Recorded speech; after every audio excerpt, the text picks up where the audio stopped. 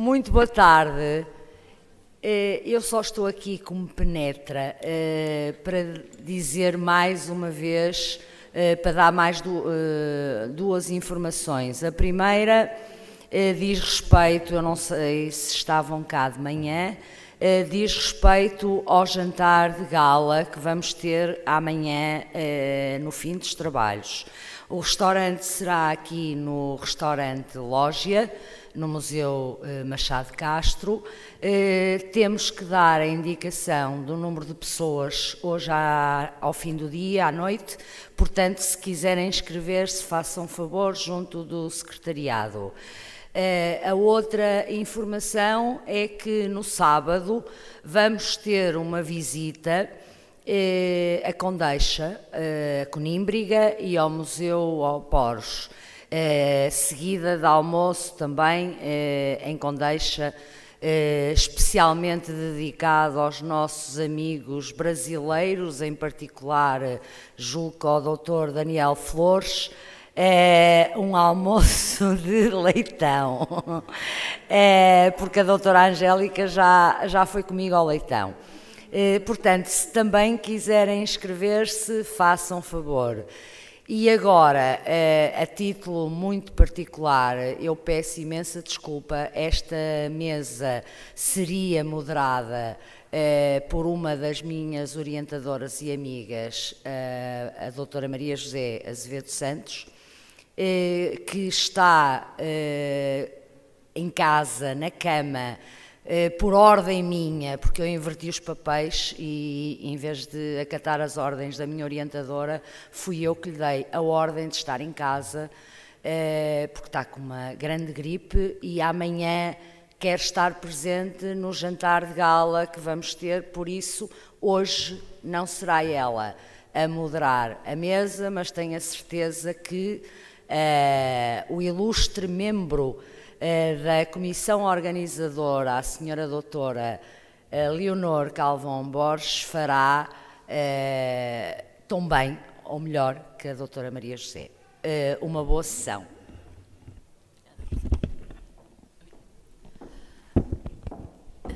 Muito boa tarde. Vamos então dar início à mesa redonda sobre os arquivos da lusofonia.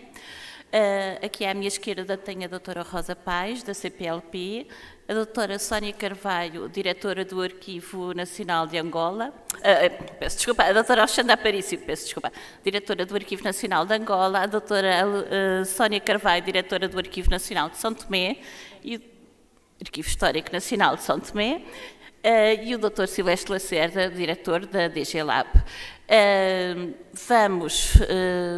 A palavra vai ser dada por ordem alfabética, primeiro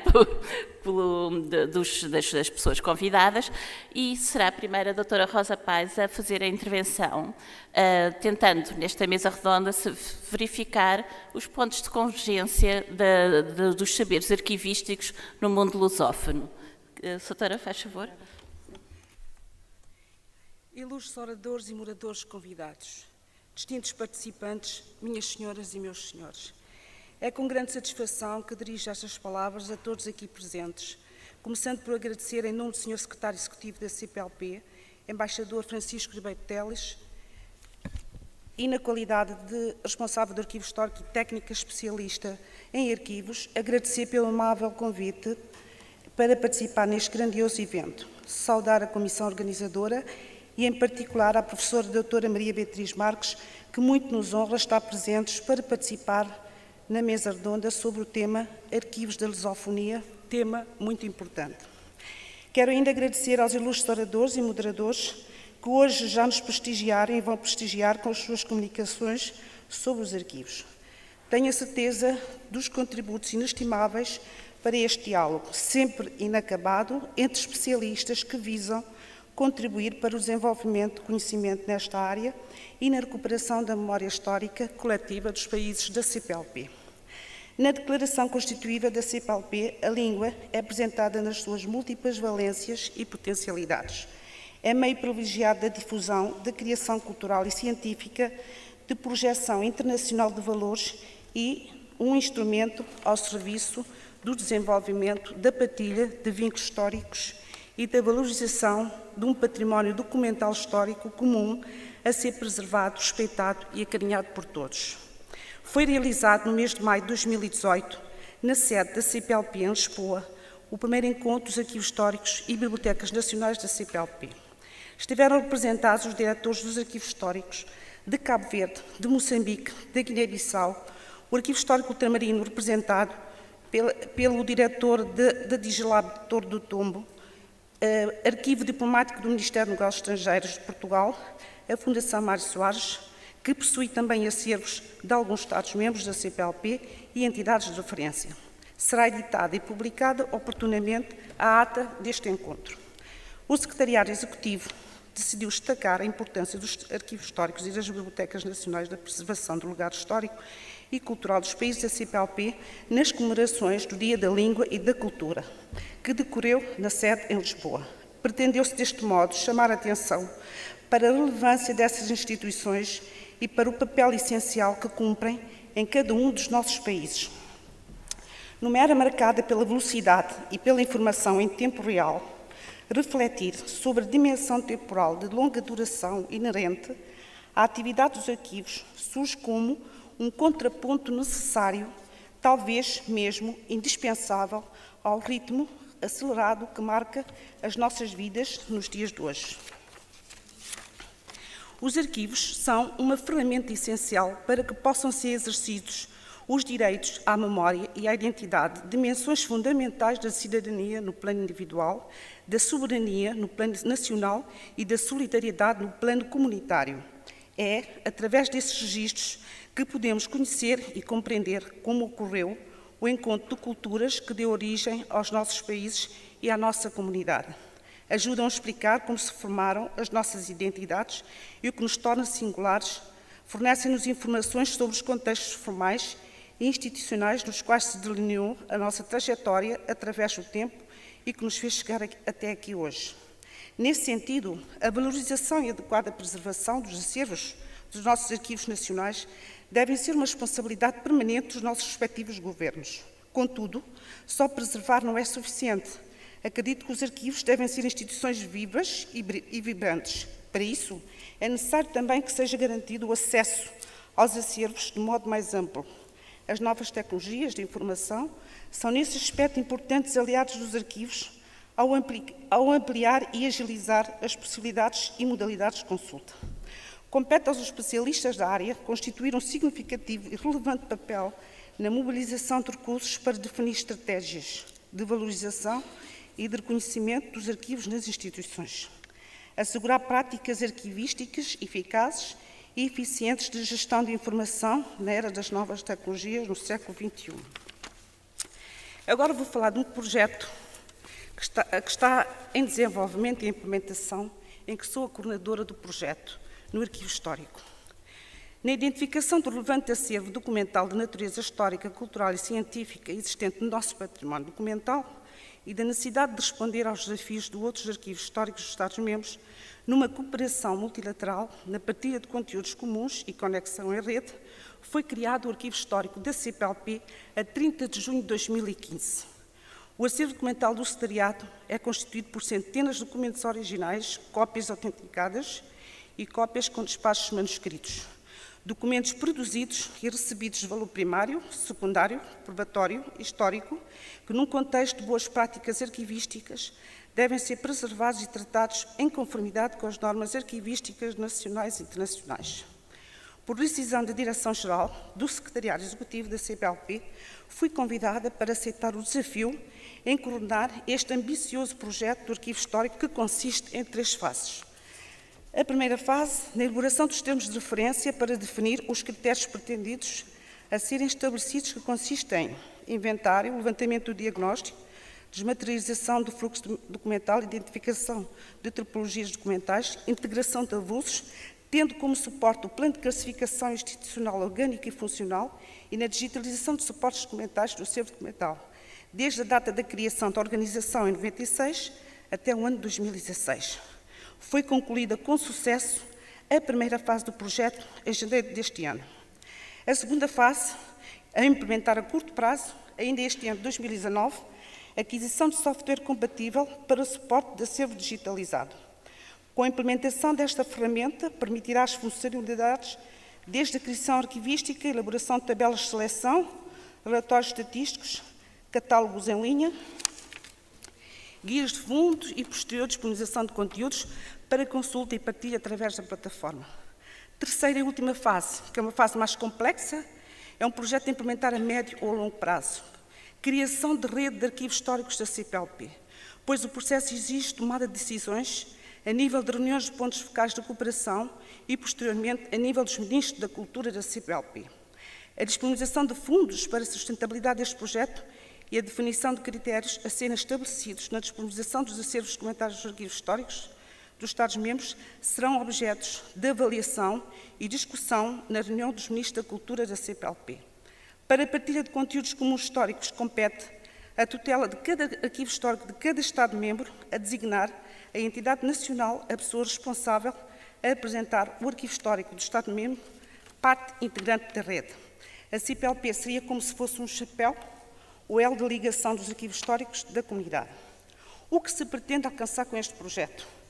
No âmbito da operacionalização do Plano Estratégico de Cooperação Cultural Multilateral da CPLP, nomeadamente o eixo 4, Património Cultural e Memória Histórica da CPLP, que visa promover a recuperação dos acervos históricos nacionais com vista à criação de um arquivo histórico comum do período colonial e da luta de libertação, Memória Histórica da CPLP e Rede de Arquivos Históricos da CPLP, em que todos os arquivos históricos partilhariam os seus acervos documentais relevantes da memória histórica através da plataforma comum e a conexão entre eles a partir de qualquer parte do mundo.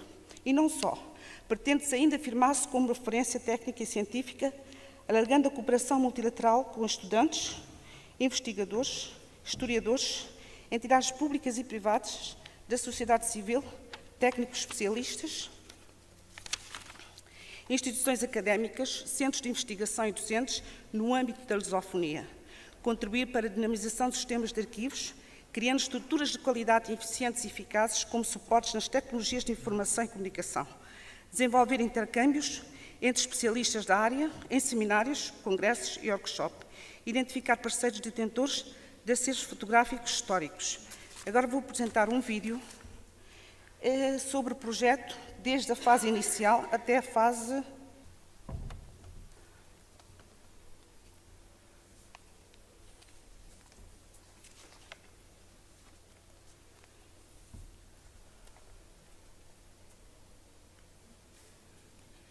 Este é o projeto que foi concluído com sucesso em janeiro de 2019. Esta é a equipa que eu estava a coordenar e que consiste, estava assim, toda a documentação, 5 km de documentação, sofreu várias fases de tratamento, que são os documentos históricos.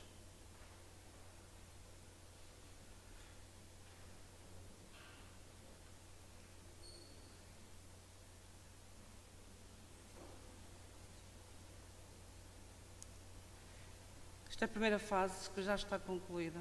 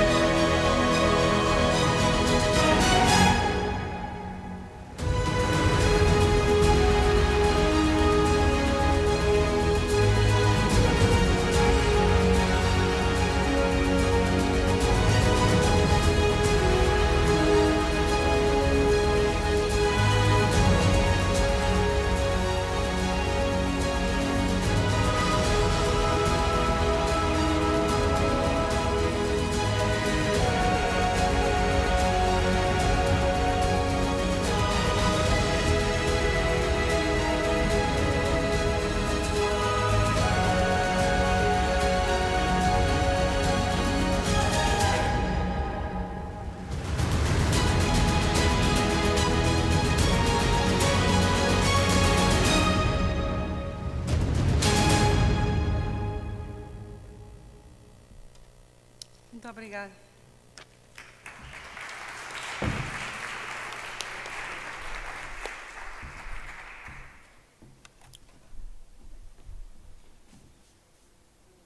Muito obrigada, doutora Rosa Paes. Segue-se então a doutora Alexandra Aparício, diretora do Arquivo Nacional de Angola. Faça força.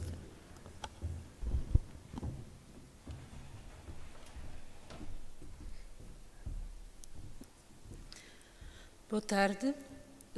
Agradeço a oportunidade que me dão para falar um pouco sobre os arquivos em Angola. Agradeço à comissão organizadora o convite que me fizeram para estar presente, para juntos pensarmos um pouco sobre os arquivos da lusofonia e, quem sabe, fazer parte do CESA e, quem sabe, dentro de 4 ou 6 anos, termos um CESA em Angola, já nas novas instalações.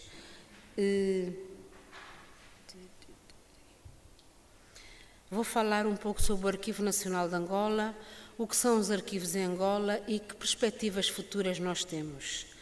O Arquivo Nacional de Angola foi criado em 1933 com o nome de Arquivo Histórico Colonial. Portanto, era um arquivo que reunia a documentação produzida pela então colónia de Angola, que depois se tornou na província de Angola.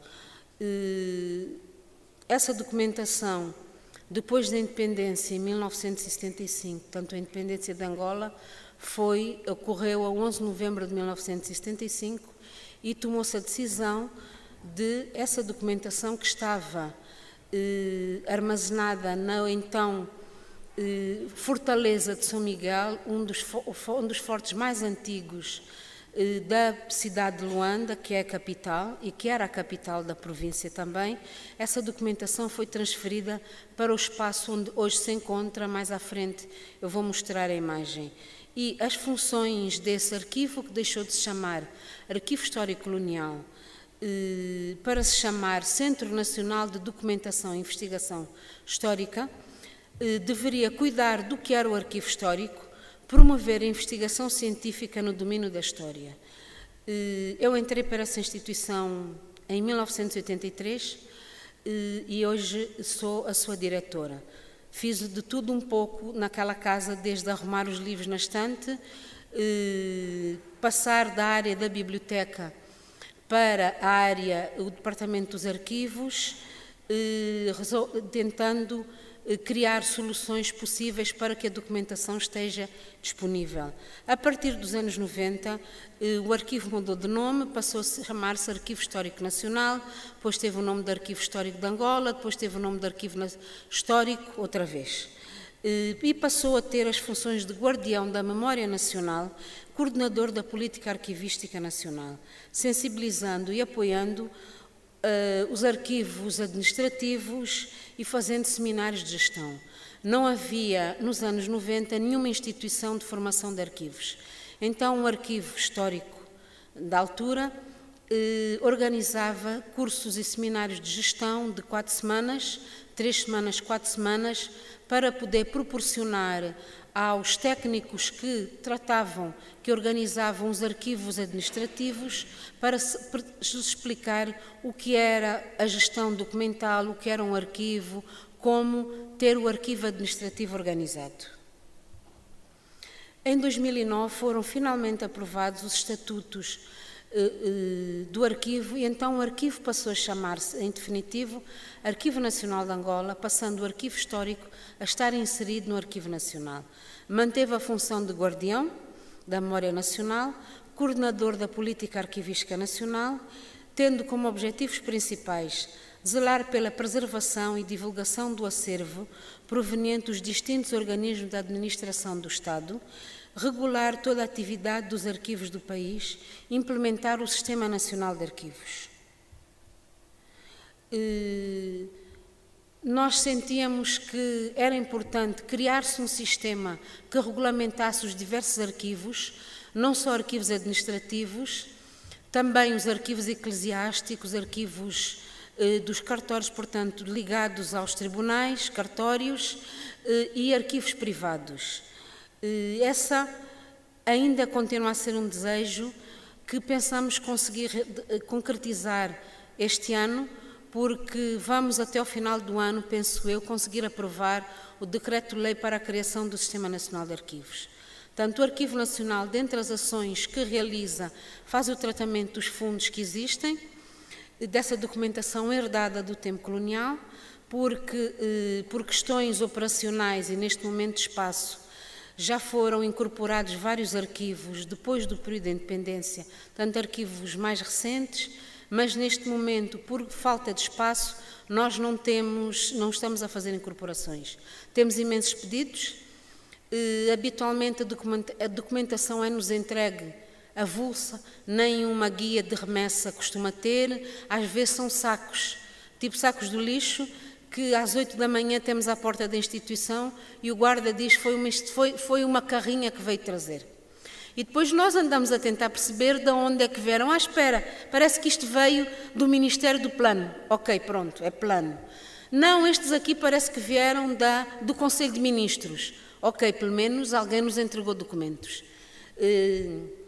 Fazemos campanhas de sensibilização permanentes para o tratamento adequado e para explicar o que é a incorporação, como é que se faz, como se prepara uma guia de remessa, enfim, as várias tarefas.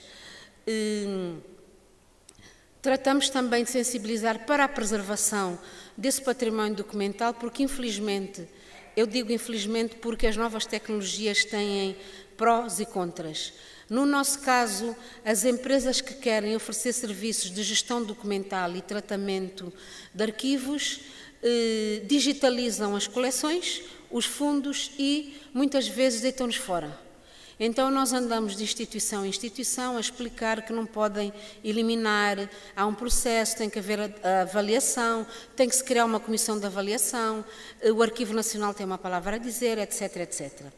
Fazemos conferências e palestras para aumentar esse nível de conscientização para a importância dos arquivos.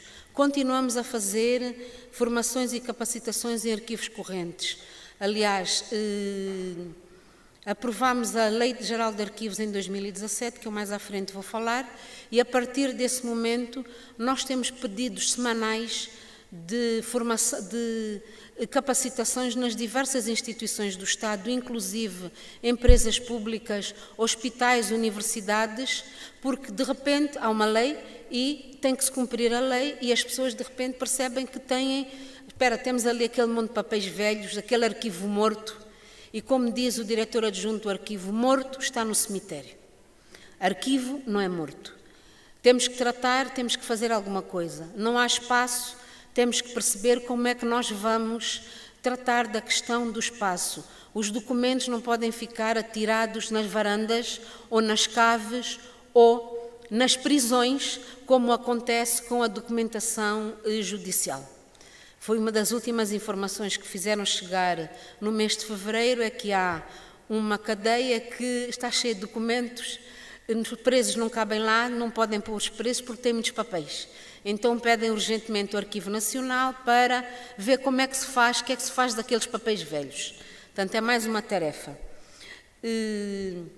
Fazemos exposições para divulgação do acervo, criamos um sistema de trimestralmente fazer uma exposição simples, selecionamos um tema, temos no Arquivo Nacional um espaço que permite fazer essa exposição e depois divulgamos nas escolas, nos institutos médios e de ensino superior e na sociedade civil, para que as pessoas percebam porque é que é necessário preservar a documentação. A documentação é utilizada não só para fins académicos, mas também pode ser utilizada para conhecermos a nossa própria vida. É comum termos solicitações de escolas de base, portanto, um dia apareceram-nos lá uma escola com 62 crianças entre os 5 aos 8 anos e foi um bocadinho complicado porque não estávamos preparados, mas conseguimos arranjar uma forma de criar uma espécie de um desdobrável com os desenhinhos, um papel, porque é que o papel é importante, o pai lá em casa não tem papéis para guardar e porque é que se tem que tratar dos papéis, que os papéis ficam doentes e depois tem que fazer preservação, enfim. Acabou por ser uma atividade prazerosa, porque conversar com crianças é sempre divertido, é inédito. Para nós foi um bocado inédito e penso que daquele grupo, talvez alguns, 1 ou 2 poderão vir a ser futuros arquivistas. Fizemos em 2011, portanto, conseguimos inscrever um fundo, o Arquivo dos Dembo, no programa Memória do Mundo da Unesco, em parceria com o Arquivo Histórico Ultramarino. Isto é uma documentação do século XVI e XVII que trata das relações com chefias autóctones que, aprendendo, tanto utilizando a escrita, contactavam uns entre os outros e contactavam também com as autoridades da colónia. Este arquivo é um bocado inédito, existe uma vasta documentação no Arquivo Histórico Ultramarino que foi trazido para Portugal em 1934 e que temos uma parceria para o tratamento dessa documentação, e em Angola ficamos com alguns códices dessa documentação. Hoje sabemos que essas chefias dessas linhagens de Dembo, que estão situadas em 3 províncias de Angola, nomeadamente a província do Uís, do Bengo e do Kwanza Norte, ainda têm documentos consigo, na sua posse, documentos do século XVI, século XVII. Devido à guerra, essa documentação, uma parte dela poderá ter-se perdido. Conseguimos este ano, finalmente, retomar o processo e agora, a partir do mês de março, vai uma equipa deslocar-se para essas províncias. Já fizemos o contacto com essas autoridades tradicionais para identificar, verificar o estado dessa documentação, digitalizarmos, pensarmos como se poderá fazer o restauro e a preservação para que essa documentação possa juntar-se à restante que está no programa Memória do Mundo. Os fundos, alguns dos fundos que nós temos, a nossa documentação é essencialmente do século XVIII ao século XX. Os fundos são da Secretaria do Governo-Geral e outras secretarias provinciais, Governo-Geral de Benguela, Alfândega, Administração do Conselho, Administração Civil, Caminho de Ferro de Luanda e de Benguela, açucareiras. Eu coloquei açucareiras porque são várias. Angola teve, portanto, a cana-do-açúcar é um dos principais produtos de exportação do tempo colonial e nós tivemos várias açucareiras, uma na região perto de Luanda, tivemos outra na região centro-sul e outra na região norte. Então, parte da documentação dessas açucareiras está no arquivo. Imprensa Nacional também temos um grande fundo, Tribunal da Relação de Luanda. Temos muito mais fundos porque nós temos identificados cerca de 15 km de documentos, documentação que vai desde, tanto essa documentação, temos uma coleção bibliográfica também com cerca de 45 mil títulos, temos uma coleção iconográfica muito grande, projetos, cerca de 6 mil projetos que foram recolhidos já de edifícios públicos do tempo da província de Angola e da República Popular de Angola. E, claro, a equipa ainda é muito pequena, temos vindo a fazer todos os possíveis para o tratamento dessa documentação. Já começámos as digitalizações, não posso neste momento dizer se teremos 15 ou 20 mil objetos digitalizados de cada um dos fundos e de tipologia diversa, mas contamos em períodos melhores, mais áureos do ponto de vista financeiro, conseguir continuar essas digitalizações. Portanto, isto é o edifício. Nós ocupamos 4 andares deste edifício, que é um edifício privado. Temos o resto do chão, temos um mezanino, o primeiro andar, e temos uma cave. Isto é apenas uma imagem. Não temos, a cave está cheia de documentos, estão armazenados por forma a não apanharem água, porque, infelizmente, como é um prédio privado, parte dos tubos de água de canalização passam na cave, então nós, depois de várias inundações, tivemos que ser criativos para fazer com que, quando um tubo se rompe, porque às vezes acontece que o senhorio não quer mudar os tubos, custam muito dinheiro e não nos quer ali, o tubo rompe-se, nós temos que, como já aconteceu, mandar cortar a água à cidade, falar com o Ministério da Energia, com o Secretário de Estado das Águas, para que cortasse a água à cidade de Luanda, para que a memória do país não se perdesse. Portanto, os arquivos em Angola, existe o Arquivo Nacional de Angola, enquanto órgão reitor da política arquivística. Eu falei da necessidade de implementarmos o Sistema Nacional de Arquivos. Portanto, há muitos anos que nós vimos tratando de tentarmos implementar este sistema, mas o facto de não termos uma legislação implicava as pessoas ouvem-nos, dizem ok, mas depois viramos as costas e ninguém nos liga. Então, como eu referi, já foi criada a Lei Geral de Arquivos, está implementada, está a ser já regulamentada, e então isso mudou um pouco o sistema e estamos em condições de apresentar o Decreto-Lei para a criação do Sistema Nacional de Arquivos, para que os diversos arquivos públicos e arquivos privados de interesse público tenham pelo menos uma mesma metodologia de trabalho. Já sabemos que vamos encontrar diversos problemas no sentido como cada um está a fazer a sua digitalização, cada um está a implementar o seu sistema de gestão documental, mas nós vamos ter que conseguir conversar entre uns e outros, porque quando a documentação for recolhida ao Arquivo Nacional de Angola, nós temos que conseguir perceber o que é que temos, o que é que vamos receber, e um Sistema Nacional de Arquivos vai nos permitir conversar nas diversas linguagens e entendermos-nos todos. Existem os arquivos administrativos e correntes, tanto que não têm profissionais especializados e preparados. Como eu já referi, nós fazemos então a formação desses técnicos de arquivos para a Administração Central do Estado, órgãos públicos e privados. Foi criado finalmente, portanto, em 2014, o Instituto Superior de Ciências da Comunicação, ISUCIC, e pela primeira vez começou-se a formar em Angola técnicos, portanto, cientistas, licenciados em Ciências da Informação, arquivistas, bibliotecários, e o ano passado saiu o que eu chamo a primeira fornalha, de 15 jovens que têm muita teoria e nós verificamos que não têm prática absolutamente nenhuma.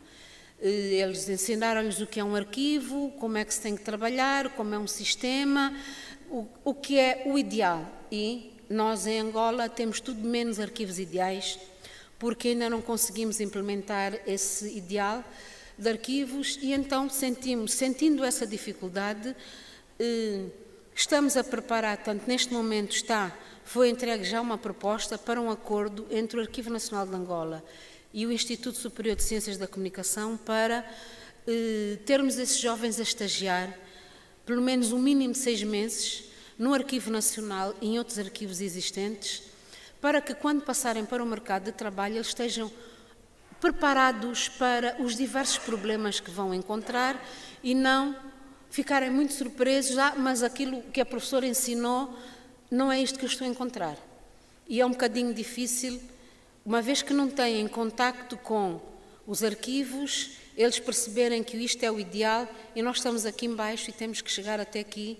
E estas são as condições que temos e, como diz o ditado, quem não tem cão caça como o gato. O diagnóstico da situação dos arquivos tem-nos dado a entender, portanto, para além dos arquivos correntes, não existem arquivos intermediários, não existem, tanto há falta de boas práticas, políticas de preservação e conservação. Do ponto de vista legislativo, portanto, nós temos a lei pública, portanto, foi aprovada a Lei 1417, de 7 de agosto, a Lei Geral de Arquivos, que regulamenta a política arquivística nacional e as práticas arquivísticas, que veio mudar o sistema de arquivos e o tratamento documental em Angola. Preparamos, como eu disse já, o Decreto-Lei de aprovação do Sistema Nacional de Arquivos e vamos incluir nesse Sistema Nacional de Arquivos as várias instituições, mesmo os arquivos privados, porque percebemos a vantagem de estar um pouquinho mais atrás, ou muito mais atrás que muitos outros países, é que nós escolhemos as experiências boas e más dos demais países. e então percebemos que devemos integrar no Sistema Nacional de Arquivos os arquivos existentes. Nós temos muito boas relações com os arquivos militares. Os militares são rigorosos, nós dizemos, vocês devem trabalhar assim, assim, esta é a metodologia, e eles cumprem. Os arquivos policiais, mesmo os arquivos do Segredo de Estado também, nós damos a formação. Os arquivos, claro, não temos acesso a essa documentação, mas são excelentes parceiros do Arquivo Nacional. E nós queremos fazer com que todas as instituições sejam excelentes parceiros do Arquivo Nacional, e então uma das formas é incluir no Sistema Nacional de Arquivos. Vão ter vários níveis, etc., mas vamos poder conversar e dar uma orientação metodológica, que é o que nós queremos. Ok, podem fazer o vosso trabalho, mas do ponto de vista de orientação é esta. E assim, como eu já referi, penso que se vai poder estabelecer boas práticas no tratamento documental. Temos as permanentes campanhas de sensibilização, não só a nível da cidade de Luanda, que é, por ser a capital onde existem o maior número de instituições, mas por todo o país. Fazemos esse trabalho de sensibilização sempre que é possível, sempre que há uma deslocação a qualquer cidade, a qualquer província, para a construção, portanto, com a publicação da Lei Geral de Arquivos, também conseguimos que se começasse a pensar na construção dos arquivos provinciais. Então temos 3 províncias que neste momento já colocaram dos seus projetos de investimento público a construção de arquivos provinciais, que é uma ação que está prevista para este quinquênio. Esperamos que até 2022 já existam pelo menos, talvez não totalmente acabados, mas já a meio ou quase a meio, 3 arquivos provinciais. Isso para nós é uma vitória muito grande, porque andamos há 30 e tal anos na luta para a construção dos arquivos. Já houve alguns arquivos provinciais, mas a guerra que sofremos durante a guerra que o país teve por mais de 27 anos, fez com que a prioridade deixassem de ser os documentos, e muita documentação se tenha perdido, ao ponto de haver cidades mais para o interior que tiveram guerra intensa, onde não existe um registro único do nascimento dos cidadãos dessa província. O que existe na cidade de Luanda ajuda, mas tem que ser criados, foram feitos novos registros para determinadas cidades. E então, pensar-se na construção de um arquivo provincial é uma vitória muito grande. Perspectivas futuras, vamos continuar a tratar da legislação. Uma das leis que também pretendemos para terminar um pouco o caos que é no nosso país as digitalizações, vamos preparar uma lei da digitalização, vamos trabalhar com o Ministério das Tecnologias de Informação para a criação desta legislação, vamos continuar com a publicação de instrumentos normativos, vamos mudar para um novo edifício, que eu mais à frente vou apresentar. Já começou a ser construído em 2012 um novo edifício, que tem cerca de 40 mil metros quadrados, tanto todo o terreno. Construção temos cerca de 35 mil, são 4 edifícios, depois eu vou mostrar a imagem. Portanto, esperamos que até 2020, eu estou a fazer sendo positiva, podermos estar num novo edifício, e por isso é que eu penso que dentro de 6 anos poderemos realizar um CESA em Angola. Continuar o reforço das capacitações técnicas, acompanhar os projetos de construção dos arquivos provinciais, implementar o Sistema Nacional de Arquivos, que acreditamos que a lei estará aprovada até o final deste ano e que o ano de 2020 será um ano de grandes mudanças do ponto de vista de arquivos em Angola.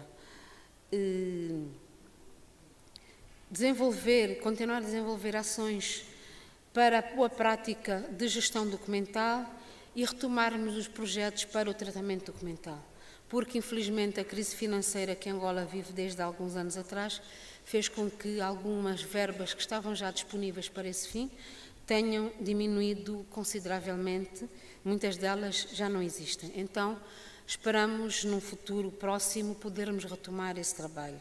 Portanto, e aqui apresento-vos as futuras instalações do Arquivo Nacional de Angola. Como vêem, são 4 edifícios, teremos um auditório, uma área, vão ser necessários 250 pessoas para trabalhar nesta casa, com atendimento de 450 usuários dia. Portanto, isto para quem tem uma equipa hoje de 20, já fomos 50, hoje somos 20, para 250 temos ainda um longo caminho, mas nós, angolanos, somos resilientes, somos duros na queda, levantamos e continuamos, e acredito que em 2020 possamos então fazer que até o final deste ano as obras terminem e nós, até o final de 2020, possamos estar no novo edifício. Muito obrigada.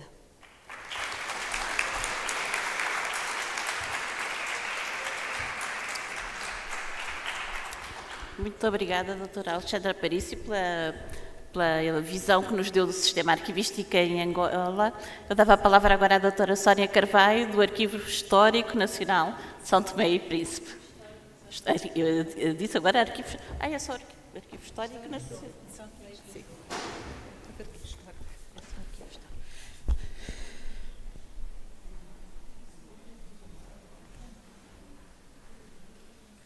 Boa tarde a todos. Antes de mais, gostaria de agradecer a oportunidade de estar aqui para apresentar este, se calhar, o arquivo mais pequeno do Estado, mais pequeno da CPLP, São Tomé e Príncipe. Nós somos um arquipélago de 1000 km² e de 200 mil habitantes. Então, somos pequenos, de tamanho, mas grandes de coração.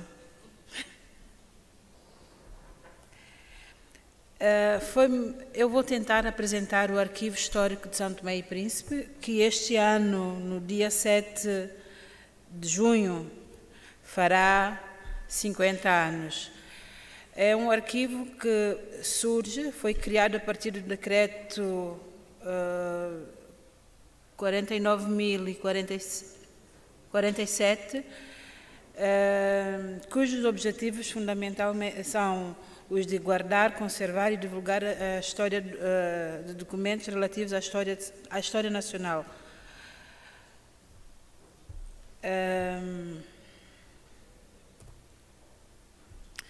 O Arquivo Histórico de São Tomé e Príncipe está constituído por 2 núcleos. O núcleo de São Tomé, que contempla os arquivos da Secretaria-Geral do Governo, com as séries que eu aqui apresento, que vêm temos documentos desde o início do século XIX até o século XX.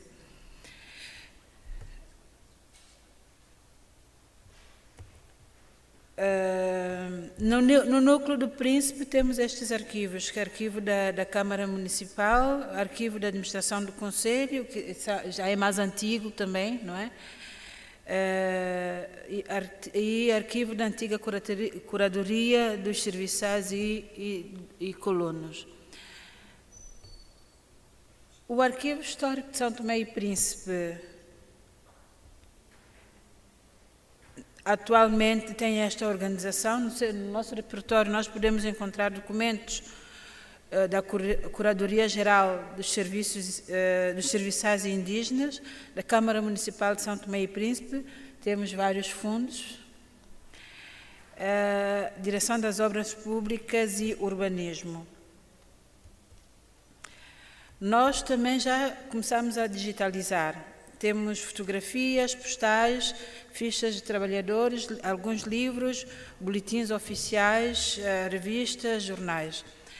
O Arquivo Histórico, infelizmente, funciona numas instalações que não são as mais adequadas para se instalar um arquivo. Daí, e tendo em conta as condições climatéricas do país, nós ainda temos muita sorte de termos documentos em bom estado de preservação.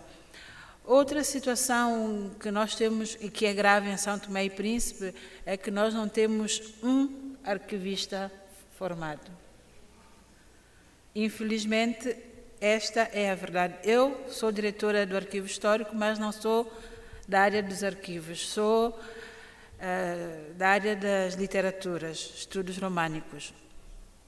Nós contamos com 5 colaboradores no Arquivo Histórico, nenhum com formação superior, todos com simplesmente o ensino secundário. Nós temos em São Tomé e Príncipe, foi criada em 2014 a primeira universidade pública. Tentou-se criar um curso em ciências documentais, mas infelizmente também não houve procura, portanto nem sequer chegou-se a abrir, porque não é uma das áreas mais apelativas. Nós, infelizmente, em São Tomé, continuamos a ver o arquivo como espaço para depositar velharias. Normalmente, quando as pessoas têm coisas... olha, vocês não querem nada, nós temos, vocês não querem ficar. Ainda na semana passada recebemos uma carta da Direção de Obras Públicas e Urbanismo a nos dizer, olha, vamos fazer a modelação nas instalações, ou vocês vêm buscar os documentos ou nós queimamos. No ano passado tivemos o mesmo problema com a Direção-Geral do Orçamento, dos Impostos. Foi a mesma coisa. Já tinham até, chamaram-nos a atenção porque já tinham levado 2 carrinhas para a lixeira para queimar, quando chamamos a atenção e eles pararam. Mas nós temos vários desafios. A construção de uma mudança de mentalidade dos decisores políticos para a visão que têm com relação ao arquivo e da população em geral. Nós, infelizmente, se não mudarmos a visão que temos do arquivo, por mais que se construa novos edifícios, que se equipe esses edifícios, vamos continuar a ter este problema no que tange à preservação dos nossos arquivos. Só para terem uma ideia, o Arquivo Histórico é uma direção da Direção-Geral de Cultura. A Direção-Geral de Cultura, infelizmente, também tem parcos recursos. Quando se faz o Orçamento Geral do Estado, a Direção da Cultura fica ali com o resto, não é? E o arquivo, muitas vezes, nós nem sequer temos verbas para o funcionamento, para comprar papéis, para coisas mais básicas nós não temos. Em São Tomé e Príncipe, nós dificilmente, ou para não dizer muito raramente, encontramos os materiais para trabalhar no arquivo. Nós temos que fazer pedidos dos nossos amigos, que muitas vezes nos apoiam, não é? Ou, por exemplo, como eu estou cá agora, aproveito e compro algumas coisas, e levo, pago do meu bolso e levo, muitas vezes nem sequer sou reembolsada.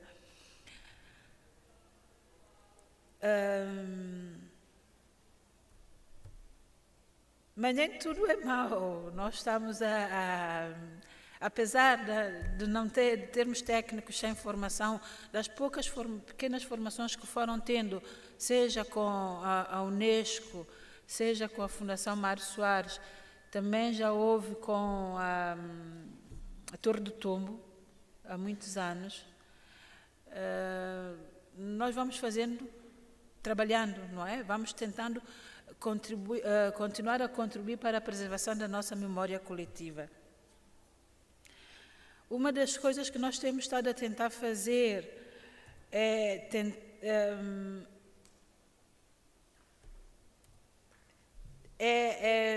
levar as pessoas a conhecerem um pouco daquilo que é o arquivo, porque infelizmente o arquivo também esteve durante muito tempo fechado, não se mostrou para fazer... bom, eu quero que as pessoas me vejam de uma outra forma, eu tenho que me apresentar de forma atrativa. Então, nós começamos a fazer algumas exposições, tendo em conta as características do país.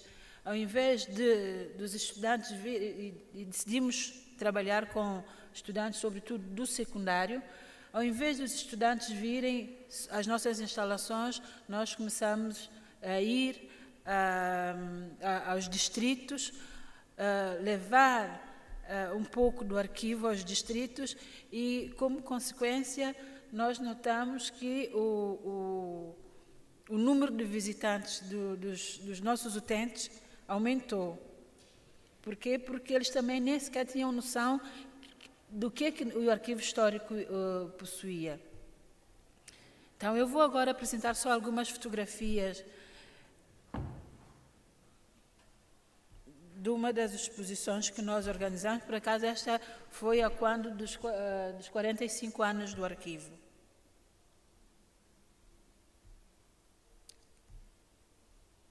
Bom, parece-me que eu não entendo bem com a tecnologia.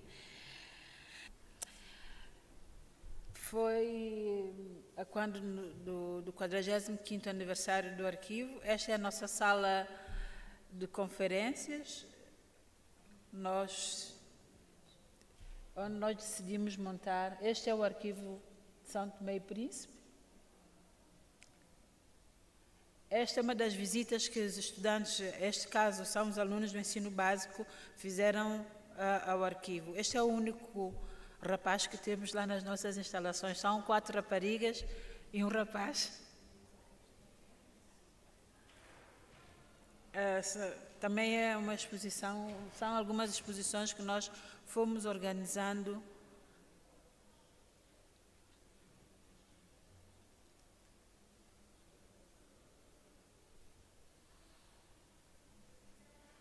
Esta é a nossa pequena biblioteca.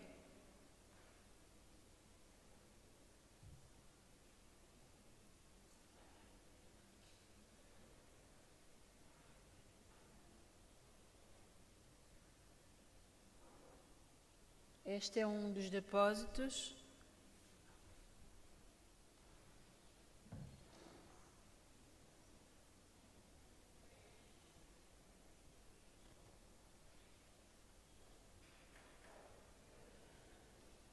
Infelizmente, a nossa sala de leitura é no hall de entrada, porque não temos espaço.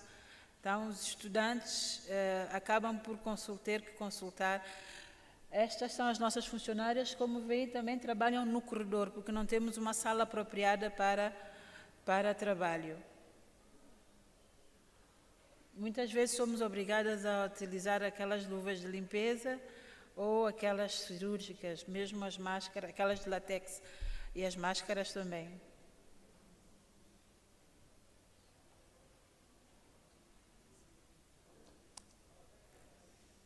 Pois, é aqui que elas trabalham. Esta é a nossa sala de digitalização. Como veem, está toda com gradeamento de ferro, porque, infelizmente, volta e meia somos assaltados e já perdemos muitos trabalhos que já tínhamos feito. Temos de estar sempre a recomeçar. Estes aparelhos foram ofertados pela Unesco no âmbito do projeto de Memória do Mundo.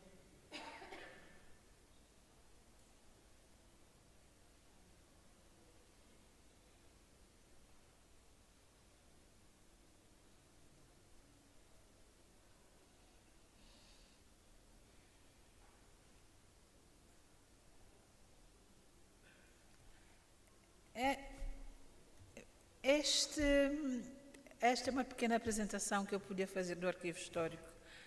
Se quiserem conhecer mais do Arquivo Histórico, convido-os a visitarem São Tomé e Príncipe. Obrigada.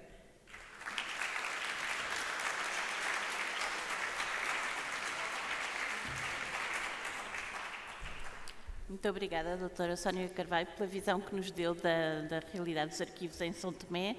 Eu passava agora a palavra ao doutor Silvestre Lacerda, diretor da DG Lab.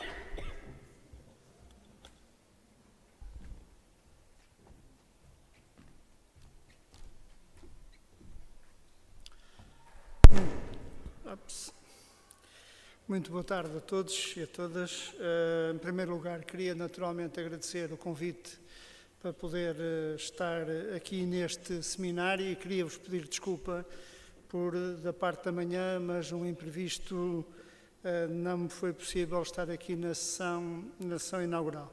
No entanto, não quis deixar de estar presente neste evento que me parece com relevância mais do que suficiente num panorama nacional e, sobretudo, no panorama lusófono e, em particular, esta perspectiva e esta sessão. Eu não vos trago nenhuma apresentação, nem provavelmente vos vou falar sobre o Arquivo Nacional da Torre do Tombo ou qualquer um dos outros arquivos que estão tutelados pela Direção-Geral do Livro, dos Arquivos e das Bibliotecas. Acho que todos vocês mais ou menos vão conhecendo. Nós temos a felicidade também de ter disponível na web um conjunto de informação bastante relevante sobre os arquivos portugueses, aqueles que são naturalmente tutelados pela Direção-Geral do Livro, dos Arquivos e das Bibliotecas, mas também de outros arquivos que,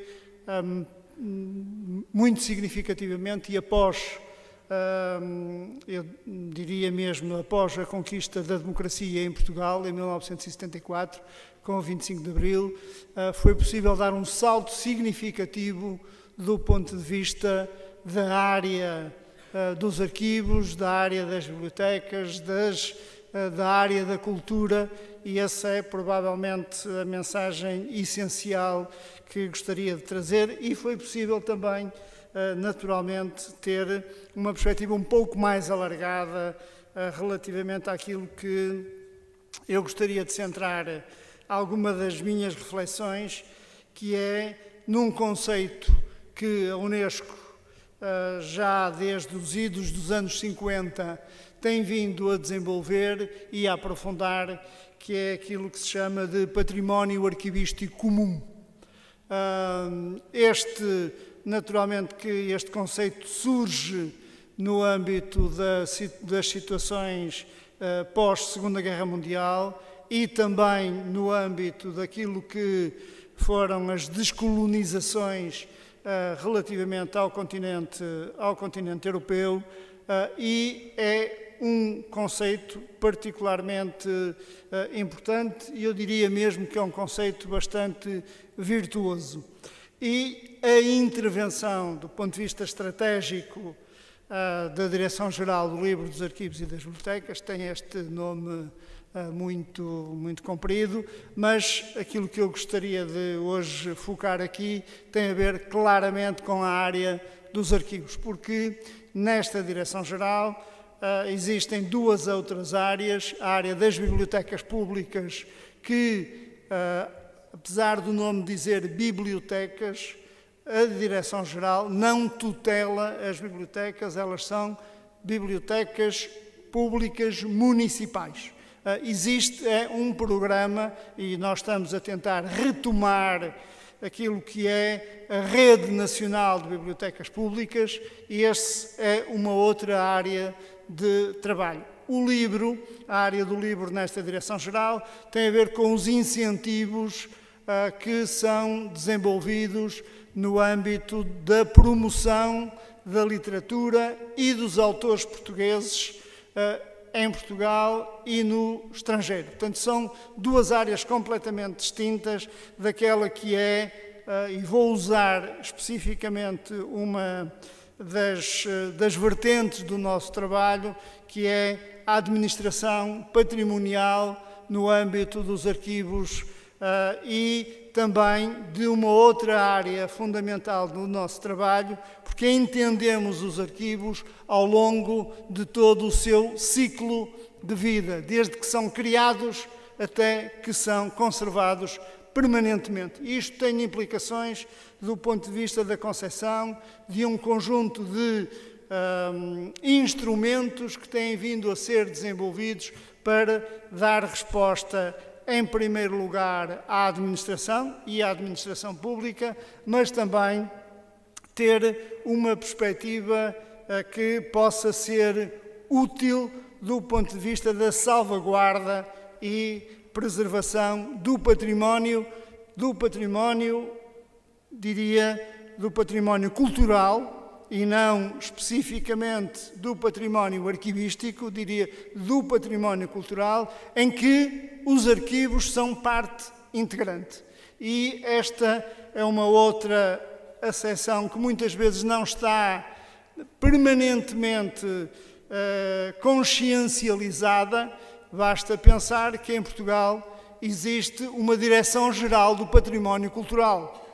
E, portanto, isto não são questões só de semântica, tem a ver com uma concepção que se foi desenvolvendo do ponto de vista do património cultural, muito associado ao património arquitetónico, ao património arqueológico, ao património edificado, se quisermos, que é a origem desta mesma Direção-Geral, e a organização do Estado em Portugal tem esta percepção que se foi especializando ao longo dos anos, porque também tivemos aquilo que se designava de Instituto Português do Património Cultural, que depois tinha umas secções que eram mais ou menos especializadas, mas que, com aquilo que nós podemos perceber relativamente a uma mudança importante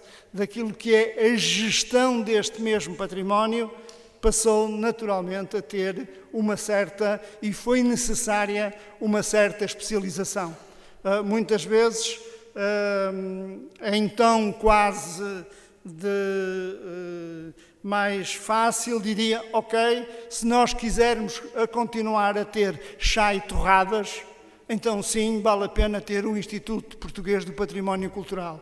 Se nós queremos fazer gestão do património cultural, vamos ter necessariamente que ter uma especialização correta, uma especialização que possa ter e desenvolver um conjunto de atividades dessa mesma gestão. Mas aquilo que eu gostava de vos poder trazer aqui também, e em face da realidade concreta que a nossa colega de Angola e da nossa colega de Santo Tomé, e também mesmo do ponto de vista daquilo que é o arquivo de uma organização, neste caso o arquivo da CPLP, porque se trata efetivamente do arquivo de uma organização, aquilo que eu gostava de vos dizer é que a Direção-Geral, neste caso o Livro dos Arquivos e das Bibliotecas, tem tido uma política no sentido de poder responder àquilo que são as solicitações e a identificação que é feita dos problemas existentes nos diferentes países. Ou seja, a definição e a forma de atuação está muito dependente daquilo que são as realidades identificadas pelos diferentes países. E dizer-vos que as formas de colaboração que temos estabelecido com os nossos principais interlocutores, e os nossos principais interlocutores são os arquivos nacionais dos diferentes países, têm sido de resposta ou de tentativa de resposta a essas mesmas solicitações no âmbito daquilo que não é da nossa responsabilidade enquanto Direção-Geral, e isto também gostava que ficasse mais ou menos claro, que é, nós não somos o Instituto de Cooperação de Portugal. Existe um instituto vocacionado exatamente para a cooperação portuguesa. Nós somos um braço técnico que tem desenvolvido trabalhos na nossa área de especialidade, ou seja, que é, neste caso concreto, da área do trabalho dos arquivos. E uma das formas de colaboração tem sido a troca de imagens digitais, de documentos que se encontram em Portugal e que, de alguma forma, podem interessar e têm interessado os vários arquivos nacionais. Posso-vos falar de Cabo Verde, em que foi possível estabelecer já e receber também de Cabo Verde imagens de documentos. Tem sido com o Brasil. O Brasil, no âmbito de projetos mais alargados e de uma comissão específica, e se calhar era importante perceber se não valia a pena pensarmos em termos de CPLP para além daquilo que é a cooperação bilateral com o Brasil. Estou a pensar no caso da COLUSO, da Comissão Luso-Brasileira de Documentação, e que neste momento o próprio projeto Resgate, que está sediado na Biblioteca Nacional do Rio de Janeiro e com quem nós temos tido e retomado agora o contacto, mas a COLUSO está sediada na secção brasileira, no Arquivo Nacional do Rio de Janeiro, e depois abrange um conjunto alargado de outros arquivos que têm participação desde São Paulo, Minas Gerais, Bahia, etc. E que, de alguma maneira, consegue fazer uma coisa fantástica, que é juntar, o que não é fácil, a Marinha e o Exército e a Força Aérea, os arquivos dos dois países, e que não é fácil juntar o ramo das Forças Armadas a este trabalho que é realizado. No caso do Brasil, o projeto Resgate; no caso de Portugal, o projeto Reencontro, no sentido de identificar documentação que interessa aos dois países. Mas, falando, por exemplo, também, e já aqui a Alexandra há pouco fez referência, com o Arquivo Histórico Ultramarino, que agora está sob a tutela da Direção-Geral do Livro, dos Arquivos e das Bibliotecas, mas também com o Arquivo Nacional da Torre do Tombo, a quando da candidatura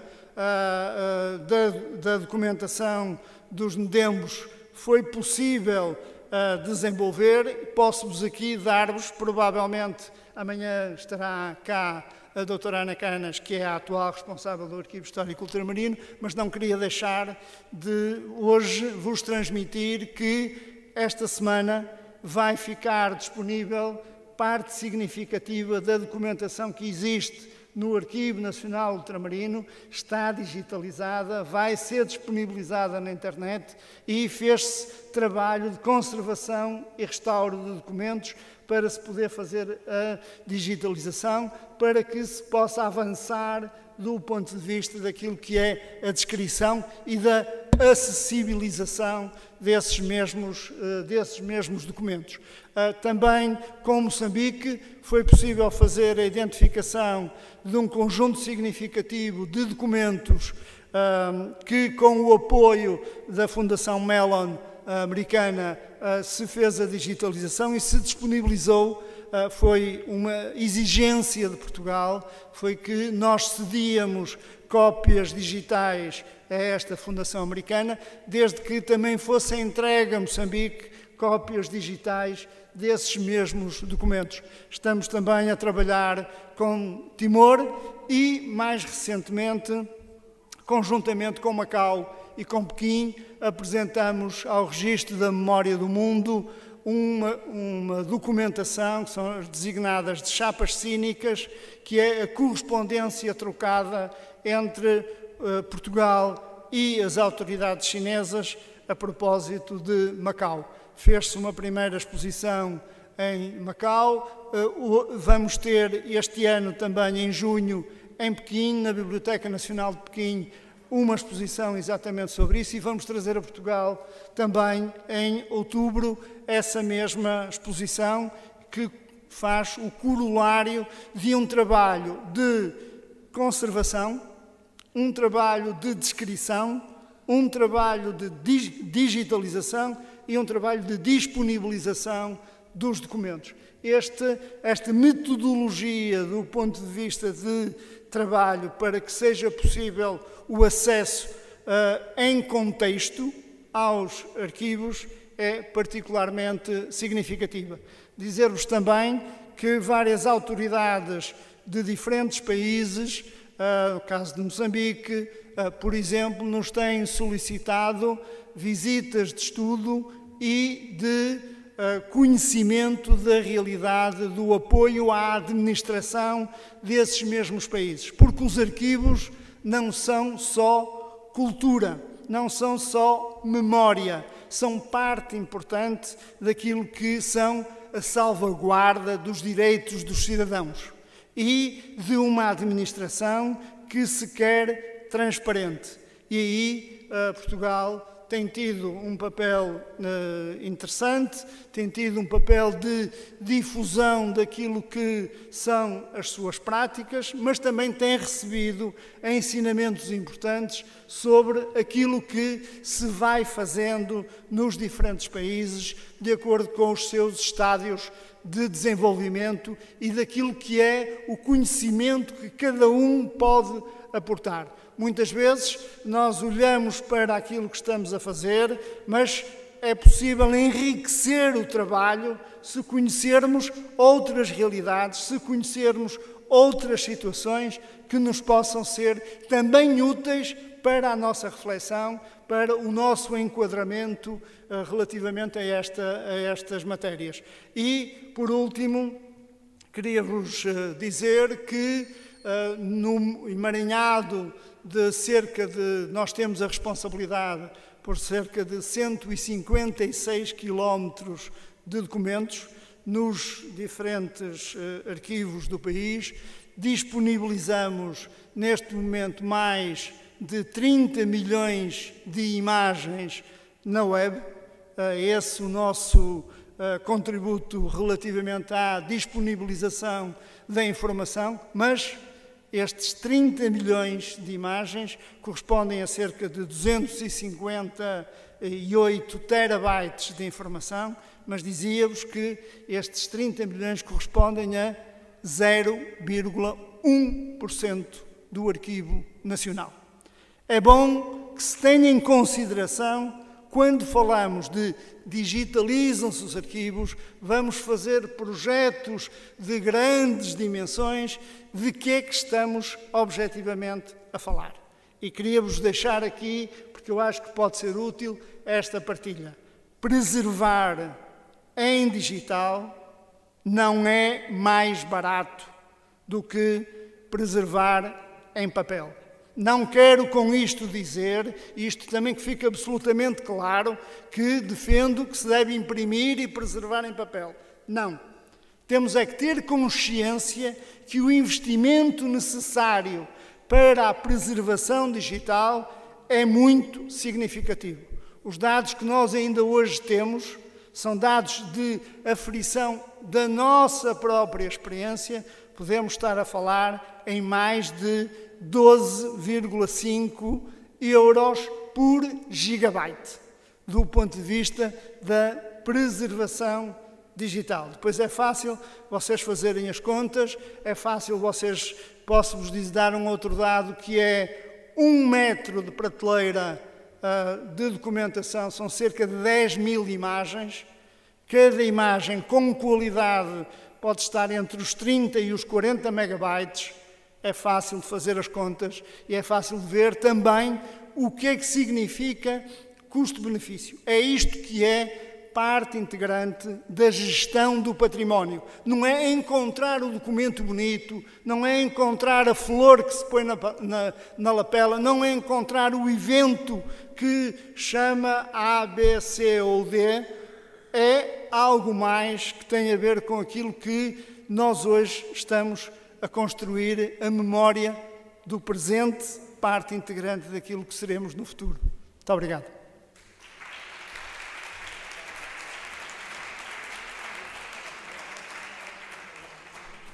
Muito obrigada, Dr. Silvestre Lacerda. Eu não sei, temos tempo de debate. Vou abrir agora então o debate. E E, como não podia deixar de ser, é a primeira o Marcelo a falar. Faz favor, Marcelo. Boa tarde. Muito feliz em estar presenciando essa mesa tão bacana. Eu estou pesquisando o tema dos arquivos nacionais e a ideia, os arquivos nacionais da CPLP e a ideia essa iniciativa e tentativa, né, de se construir um arquivo comum dessas instituições, sendo orientado pela professora Beatriz. E a minha pergunta vai para a diretora do Arquivo Histórico da CPLP, no sentido de que nós tivemos 3 arquivos nacionais com realidades bem distintas. A gente já verifica, né, que a CPLP, desde de quase 2 décadas, vem tentando, de alguma maneira, construir uma rede de arquivos com eventos, com fóruns, com uma série de iniciativas, que eu também chamo de tentativas, porque às vezes esse não vai adiante, né? E aí, o que eu pergunto, e que serve também para os restantes dos colegas da mesa, o que a senhora imagina de dificuldade para uma implantação real de uma rede de arquivos nacionais? Essa construção dessa ideia de um arquivo comum, será que ela não ultrapassa a própria CPLP, no sentido de que os arquivos nacionais, os países, a sociedade desses países não devam estar envolvidos nessa ideia?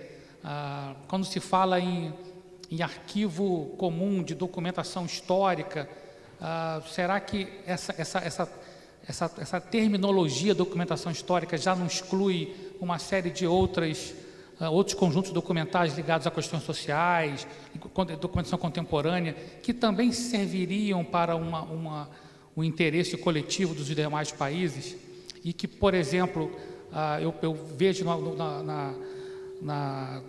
no site da Torre do Tombo que já há uma disponibilização de um patrimônio arquivístico comum, dizendo, olha, essa documentação interessa para o Brasil, essa documentação também é de interesse para Cabo Verde, assim por diante, assim como há também um histórico de cooperação entre Brasil e Portugal, no projeto Resgate, Coluso.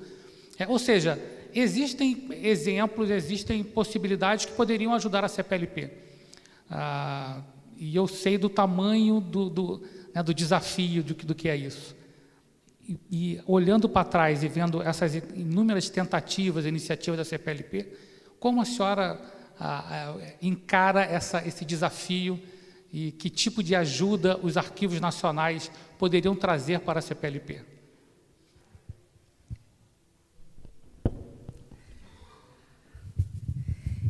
Esta é uma preocupação também. Eu vou responder como técnica especialista, como profissional de arquivo, não é?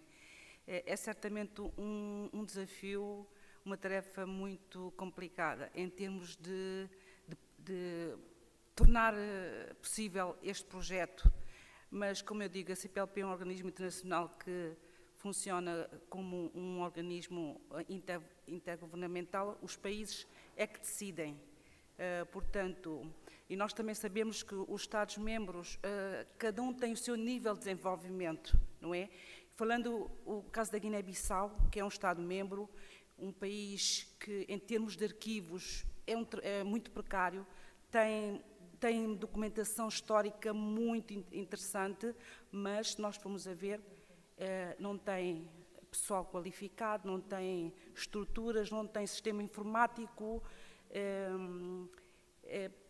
Vai dificultar esta tarefa, mas a nível já mais acima, a nível dos pontos focais da cultura, a nível de ministros, da reunião de ministros, pode ser que sejam definidos critérios, requisitos, para chegarmos a esse objetivo da rede de arquivos históricos, porque a CPLP está interessada neste projeto, no investimento deste projeto. Agora, como vai desenvolver?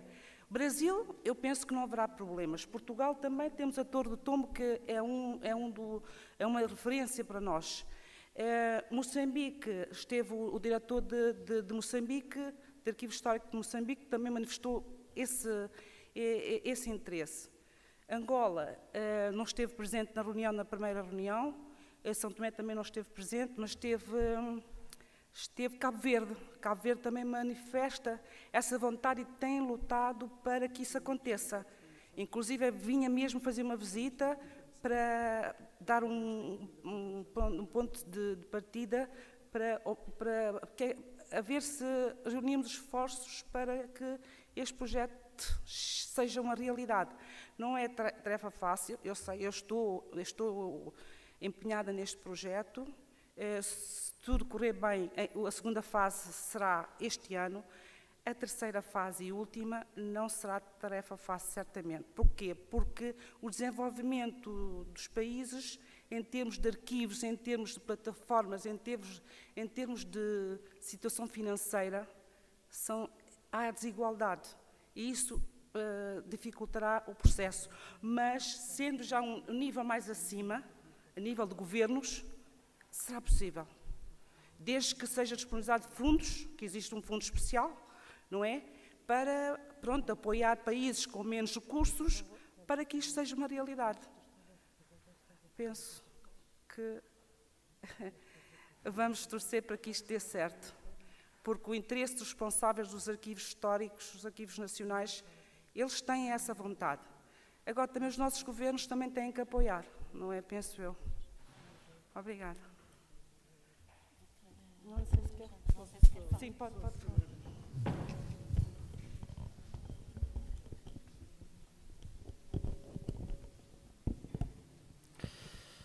Penso que aqui há uma questão que é... Isto não é uma questão técnica, é uma questão política. E a questão política, eu diria mais, não é uma questão de cultura. Isto é uma questão de cooperação. Ou seja, as verbas relativamente a esta matéria não podem vir da cultura de cada um dos países, porque senão estamos a prejudicar exatamente aquilo que são as verbas atribuídas aos arquivos nacionais de cada país. E não é possível aos arquivos nacionais de cada país suportar este tipo de projetos. Porque o que normalmente se discute é rede de arquivos, isso é cultura. E isto não é cultura. É uma questão de cidadania, é uma questão de identidade, é uma questão que ultrapassa muito aquilo que é a visão da cultura. Eu perguntava, quase em jeito de aqui à nossa colega de Santo Tomé, se Santo Tomé tinha um gerador. Uma coisa muito simples. Estamos a falar de redes. E provavelmente nós temos problemas a este nível. E a este nível é também preciso ter alguma clarividência do ponto de vista da decisão política, que a cultura está demasiado fragilizada para poder abraçar um projeto com alguma dimensão que dote os diferentes arquivos dos diferentes países, a começar, bom, vão-me perdoar puxar a brasa à minha sardinha, a começar pelos arquivos nacionais, a assumirem esta matéria. Mas é claramente uma questão de cooperação e de cooperação internacional. Se for entendido nesta perspectiva, é provável que nas negociações da CPLP com a União Europeia, é possível que a este nível seja pensado de forma diferente o que é que se pretende. Porque se nós continuarmos a insistir, que é a fórmula também mais fácil dos governos olharem para estas matérias, que é reafetarem e diretamente à cultura. Isto não é uma questão que seja passível de ser resolvido desta forma. Perdoem-me esta minha maneira também, se calhar demasiado simplista, de vos colocar as questões, mesmo do ponto de vista até assumindo a minha responsabilidade enquanto responsável de um dos arquivos, mas claramente é uma questão de cooperação. E não pensem que isto é fácil, e imagino o que é a discussão ao nível da CPLP, transferir do lado da cultura para o lado da cooperação não é uma tarefa fácil de convencimento de que os arquivos estão ao mesmo nível, ou devem estar eventualmente ao mesmo nível, dos hospitais ou de outros equipamentos que são apoiados, ou ao nível das escolas. E isto não é fácil.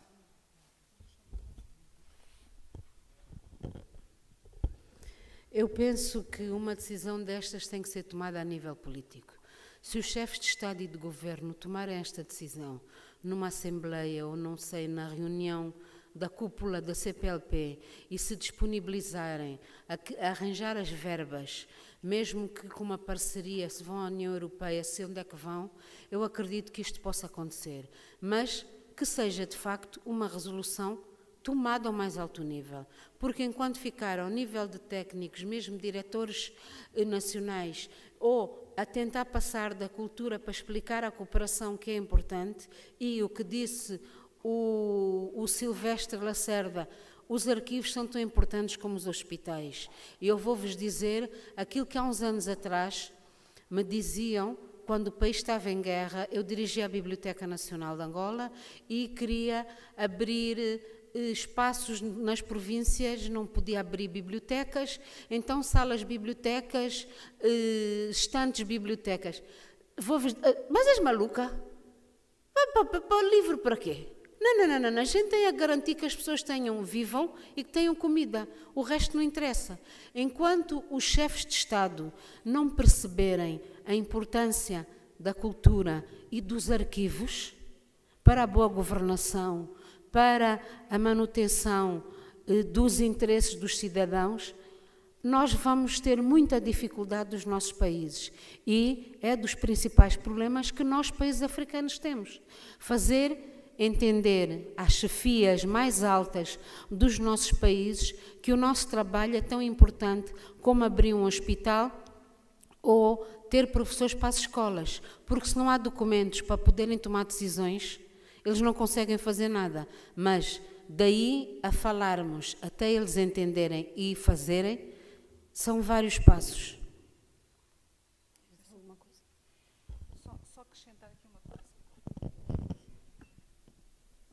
Este projeto, que tem 3 fases, que a segunda fase vai, se tudo correr bem, e em princípio já há verba para a segunda fase, é disponibilizado a verba pelos Estados-membros. Numa reunião de pontos focais, a nível de pontos focais, então foi disponibilizado essa verba para... Agora, que é este projeto, a última fase, está previsto ser mesmo discutido ao mais alto nível. Primeiro é reuniões de pontos focais, depois vai para reuniões de ministros da cultura e depois, se não ficar resolvido, vai para o coisa. Até porque a CPLP está a apoiar um projeto na Guiné-Bissau, na área dos arquivos das bibliotecas, que eu sou formadora, estive lá, eu vi a situação precária, mas só pelo fato de partilharem o acervo com a CPLP, então a CPLP financia o projeto de apetrechamento do edifício, que aquilo tinha, pronto, a estrutura estava, a documentação corria risco de preservação, então foi disponibilizado verbas em tranches, melhorou-se o estado do edifício do Instituto Nacional de Estudos e Pesquisas, que faz parte do edifício do Arquivo Histórico e do edifício da Biblioteca, e depois também houve a formação dos recursos humanos, que lá não há um arquivista qualificado, é a nível de conhecimento e do tempo que se lá está, têm documentos ricos, mas não fazem, por exemplo, não têm plano de classificação, não tem tratamento documental, suporte digital, equipamentos informáticos. A CPLP está a apoiar neste projeto. É possível também, nós vamos crer que é possível chegar até ao mais alto nível, porque os arquivos são indispensáveis. vendo bem, a primeira fase já está concretizada, a segunda fase irá estar, porque já está disponibilizado o fundo. O que nos vai dificultar mesmo são os países com menos posses, mas discutido ao mais alto nível na Conferência de Chefes de Estado, porque isto já está na reunião dos pontos focais da cultura. Este assunto está presente na agenda da reunião de pontos focais da cultura. Isto certamente subirá. E penso que, eu não digo 2020, mas pode ser que 2021 pode ser que seja uma realidade, não sei. Vamos ser otimistas. Obrigada. Não sei se quer falar. Não sei se há mais alguma pergunta. Posso? Beatriz, faz favor. Eu não quero monopolizar, só quero dar, primeiro, uma explicação a todos os presentes. Estão cá os representantes do Arquivo Nacional de Angola e do Arquivo Nacional de Santo Tomé por uma simples razão. E isto é importante em nome da transparência, porque não tínhamos dinheiro para... foi tudo feito com muito sacrifício, com muito empenho, e não era possível vir cá mais ninguém. Mas eu conheço e trabalho há muitos anos com o Arquivo Nacional de Cabo Verde, e ainda hoje, quando vários jornalistas me perguntaram quais foram ou quais eram os momentos que eu destacava nesta nona edição do CESA, eu destaquei 3, este foi um deles. Porquê? Porque isto não está cá a minha colega que é responsável pelo projeto no Brasil, mas isto já foi, quando discutimos a preparação deste evento, isto já foi uma paixão minha, o tema específico dos arquivos e identidades. Porque eu acho, e agora justificado que está a representação, eu concordo em absoluto com tudo aquilo que o Dr. Silvestre Lacerda referiu. Isto não é uma questão de cultura, isto é uma questão política. E não podemos acantonar esta questão de direitos e deveres dos cidadãos a uma questão de um nicho que tem uma fatia muito pequenina no orçamento nacional. Houve ali um ponto que eu não posso deixar de realçar da comunicação do Dr. Silvestre Lacerda, que é a questão que nós andamos sempre a falar, a questão da digitalização. Há cerca de 30 anos eu perguntei num congresso qual era a durabilidade dos suportes. Na altura nem sequer se punha em causa a questão material, de quanto é que custava, e ninguém me deu resposta. E eu pergunto, agora, envolvidos 30 anos, se há uma resposta, se o Dr. Silvestre Lacerda me pode dar uma resposta. Quanto é que vai, para além de quanto é que custa a digitalização, e esse é um dos problemas da sociedade da informação, que sociedade é esta? É a sociedade dos mais ricos, porque ouve-se falar em digitalização como se digitalizar custasse meia dúzia de tostões. Mas, portanto, para acabar, qual é a perspectiva da Torre do Tombo em termos de, se já há estudos feitos, em termos de durabilidade de suporte, em termos de posicionamento dos arquivos na ordem do dia, porque foi esse o meu objetivo com este tema específico, e de que forma é que a junção destes vários países de língua portuguesa pode dar força em termos de CIA, em termos de nacionais e internacionais, para a criação de um projeto comum. Muito obrigada por terem vindo todos.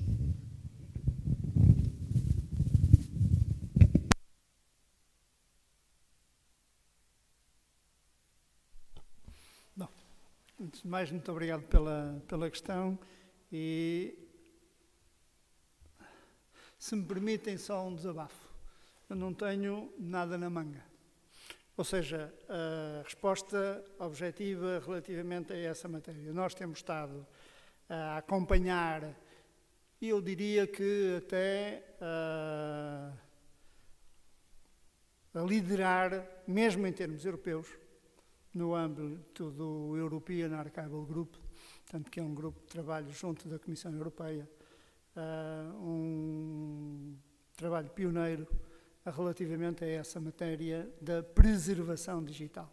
Nós temos estado a colocar em todas as agendas em que temos voz, mas nem em todas, mas onde temos voz na modernização administrativa, nos vários setores, a questão da preservação digital. E a nossa preocupação é: o presente é digital, o futuro eu não sei o que é. Portanto, isto em termos muito simples, mas o presente é digital. Aquilo que eu posso falar é da nossa experiência em termos de gestão de alguns destes equipamentos com um volume de dados que não são despicientos. Portanto, aquilo que eu vos falei, portanto, nós temos neste momento armazenados cerca de 40 milhões de imagens, e eu disse-vos que nós disponibilizamos 30 milhões de imagens, isto em termos globais. Estamos a falar, eu falei-vos em 428 terabytes de informação, com uma responsabilidade de sermos arquivo nacional da Torre do Tombo. Ou seja, temos a mesma designação, para aqueles que não saibam, desde o século XIV. É anterior, mas pelo menos temos este lastro e não vamos acabar no papel. Também é, do ponto de vista estratégico, uma questão que é particularmente importante. É que o país não acaba com o papel. E, portanto, ou seja, já ultrapassamos vários suportes e, portanto, este há de ser a continuidade. E, portanto, dizer, ok, qual é que é a nossa experiência relativamente a isso? A obsolescência tecnológica é muito rápida. Do ponto de vista da nossa experiência, estou-vos a falar daquilo que é a nossa experiência, não vos vou amassar sequer com conhecimentos do ponto de vista daquilo que são as informações dos vendedores de hardware e de software. Nós investimos cerca de 350 mil euros, portanto está na base Gov, para a alteração dos servidores onde tínhamos 220 terabytes de informação em 7 anos. Portanto, ou seja, e o equipamento anterior estava, de acordo com o fabricante, obsoleto. Ou seja, se eu pedisse a certificação daquele equipamento, e era equipamento de topo, tal qual como este, estamos a falar a este nível, estamos a falar de uma maneira muito chã, muito terra a terra, porque eu acho que vale a pena termos consciência também do que é este aspecto da gestão patrimonial, que é outra área importante. Devo-vos dizer que o equipamento de topo que nós adquirimos, o fabricante não nos garante mais de 7 anos, 8 anos de certificação. E estamos a falar de grandes marcas internacionais. Portanto, não são questões de Portugal. Portanto, ou seja, para uma dimensão, e isto é partilhado pelos nossos colegas alemães, é partilhado pelos nossos colegas holandeses, com quem temos vindo a acompanhar aquilo que é o investimento nestes dois países, mais em particular, e também pelos nossos colegas espanhóis, mas, sobretudo, alemães e holandeses que fizeram, por exemplo, os colegas alemães fizeram um investimento enorme, porque porque eles têm uma responsabilidade ainda mais acrescida no Bundesarchiv, que é a digitalização das imagens em movimento, que é uma outra realidade relativamente à forma de preservação digital. Portanto, ou seja, há aqui algum conhecimento adquirido relativamente a isso. Em termos objetivos, aquilo que eu vos posso dizer é a nossa experiência e aquilo que nós temos sido obrigados a fazer, e o nível que eu vos falei dos 12,5 euros por gigabyte corresponde a local de armazenamento, software e hardware necessário à manutenção, porque estes sistemas são sistemas muito mesmo rigorosos e exigentes relativamente à preservação digital. E mesmo assim, com níveis de perda ditos pelos fabricantes, que também é importante nós termos, que podem atingir os 5%. Portanto, ou seja, acho que vale a pena. Aquilo que eu gostava que destas palavras parece muito pessimistas, não. É nós termos consciência para uma boa tomada de decisão. Termos os documentos de suporte relativamente à tomada de decisão sobre estas matérias que nos têm estado a preocupar. Nós temos estado a desenvolver portanto, que passou inicialmente por um protótipo com a Universidade do Minho, que é o RODA, Repositório de Objetos Digitais Autênticos, e que, em termos internacionais, está a ser base de trabalho com os colegas da Hungria, com os colegas da Holanda, com os colegas da França, portanto, ou seja, daquilo que é o modelo de gestão de dados, de gestão da informação, melhor dito, relativamente a esta matéria. Esta é a nossa experiência limitada no tempo, porque não há ainda também conhecimento suficiente. Conhecemos da literatura internacional aquilo que a NASA investiu para preservar os documentos da Apollo. Estamos a falar de 300 milhões de dólares. Só pequeninos apontamentos sobre esta realidade.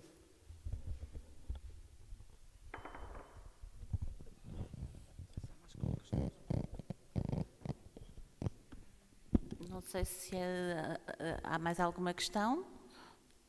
Faz favor.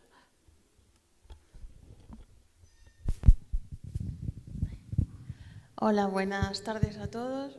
Bueno, voy a hablar en español. ¿Me perciben? Ajá. Quería, agradecer las comunicaciones, las intervenciones de todos los participantes que han sido muy interesantes. Quería preguntar a las colegas de Angola y de São Tomé y Príncipe, cuando la colega de São Tomé puso las series documentales, ilustró las series documentales, comenzaba en el siglo XIX. Y mi pregunta es si los archivos históricos tienen como propósito preservar la memoria y la historia de un país. ¿Será que la historia de vuestros países empieza en el siglo XIX? Mi pregunta es, los países con fuerte tradición oral, ¿qué están a facer en términos, los archivos nacionales, en la misma línea de lo que comentaba el colega, de rescatar ese patrimonio cultural y ese patrimonio histórico desde la actividad de los archivos? Obrigada.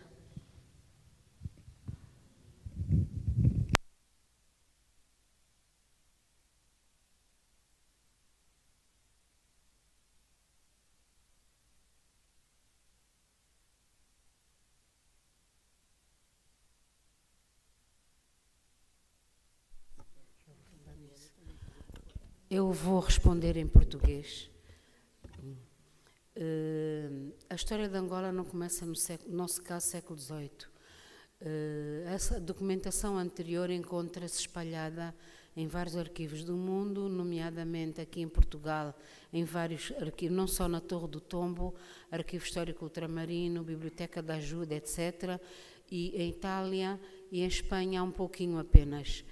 Mas houve uma ordem expressa no século XVIII, XIX, de que a documentação anterior a 1835 das colónias deveria entrar no tombo, devia regressar a Portugal. E parte dessa documentação veio e está espalhada em vários arquivos.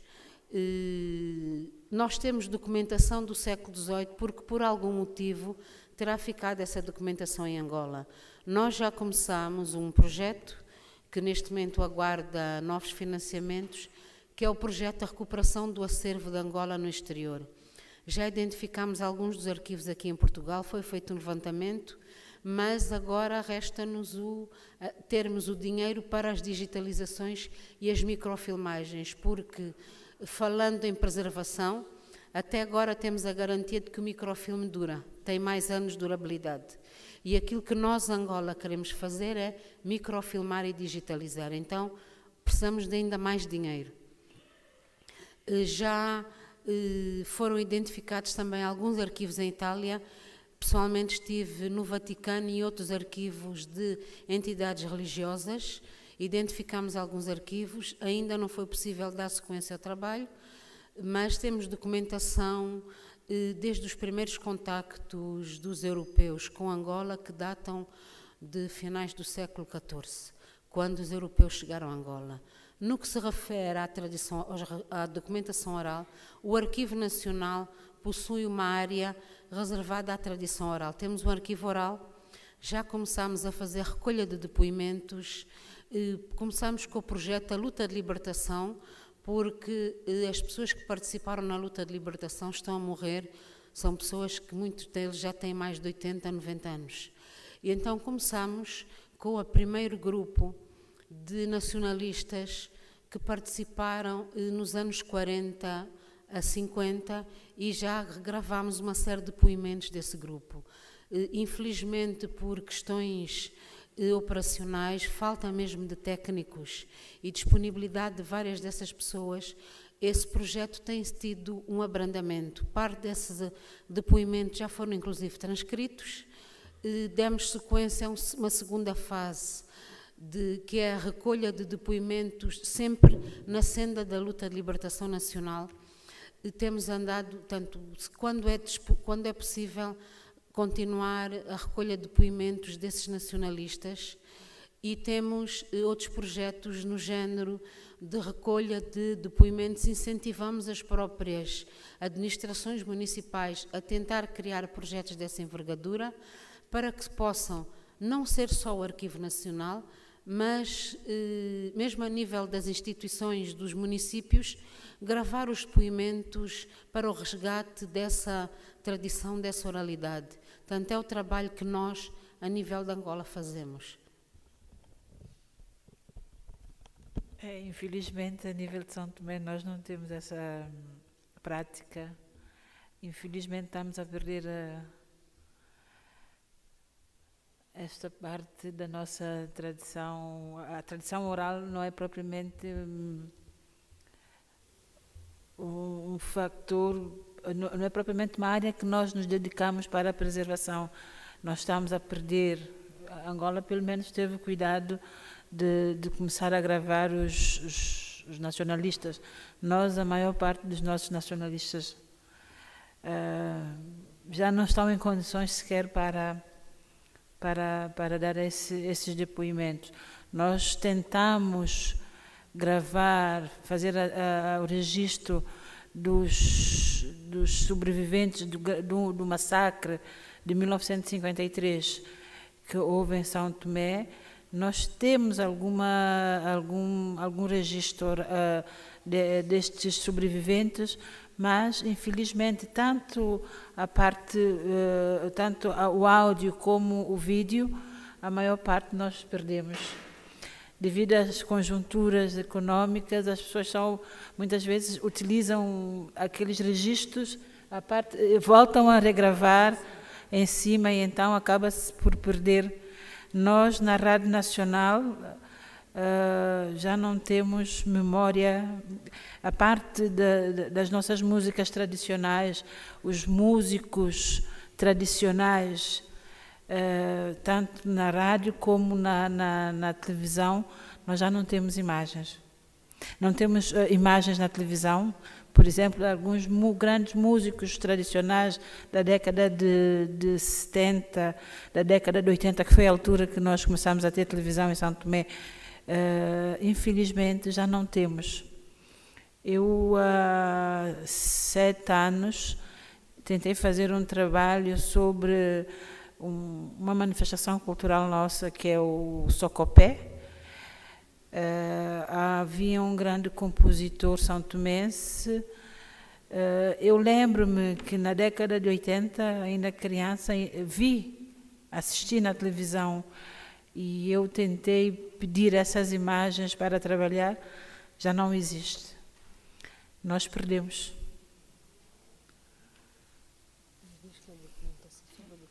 Quanto à documentação de São Tomé,